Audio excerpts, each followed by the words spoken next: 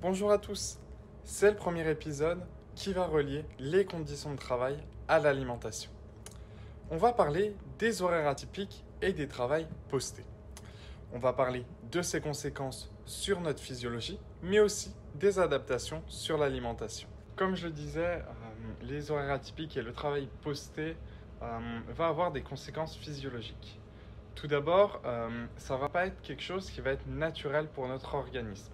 Ça ne sera pas physiologique et ça va induire de nombreuses perturbations.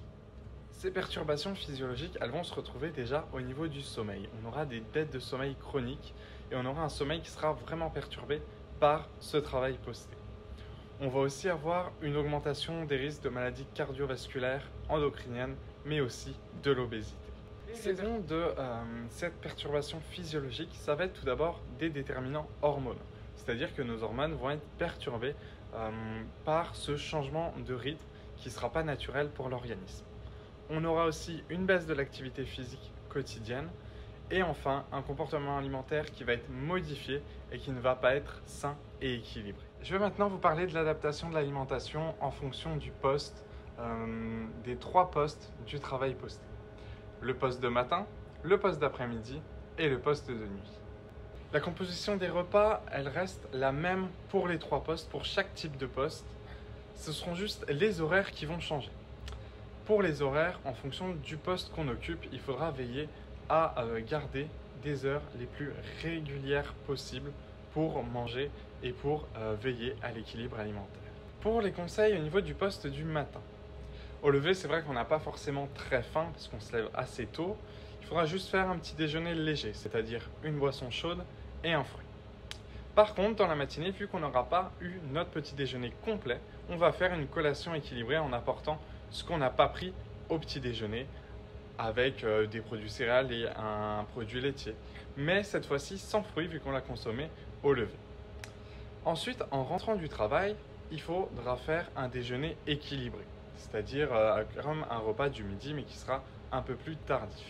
Et enfin, le soir, avant de se coucher, il faudra avoir un dîner léger et équilibré pour ne pas déranger notre sommeil. Les conseils pour le poste de l'après-midi. Au lever, il faudra garder un petit déjeuner équilibré. Ensuite, avant le début du travail, il faudra avoir un déjeuner équilibré et complet pour avoir assez d'énergie pour notre journée de travail. Dans l'après-midi, si on en a besoin et si on ressent de la faim, on peut faire une collation équilibrée.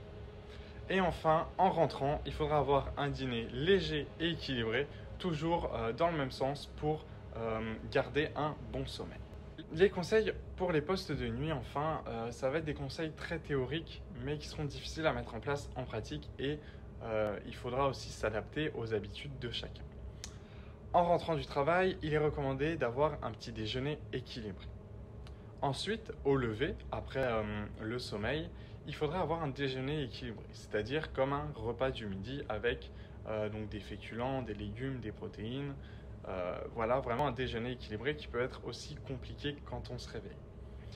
Avant de partir au travail, il faudrait avoir un dîner copieux et équilibré pour avoir assez d'énergie pour notre nuit de travail. Et enfin, dans la nuit, si on en ressent le besoin et qu'on ressent toujours des sensations de faim, on peut apporter une collation équilibrée. C'est la fin de cette vidéo qui aura relié l'alimentation et le travail posté. Bien sûr, ce sont des conseils assez théoriques qui seront à adapter pour chacun selon ses habitudes et selon son rythme de travail également. La prochaine vidéo va plus précisément donner plus de conseils sur le travail de nuit qui est sans doute le plus perturbant pour l'organisme et au niveau de l'alimentation. À très vite!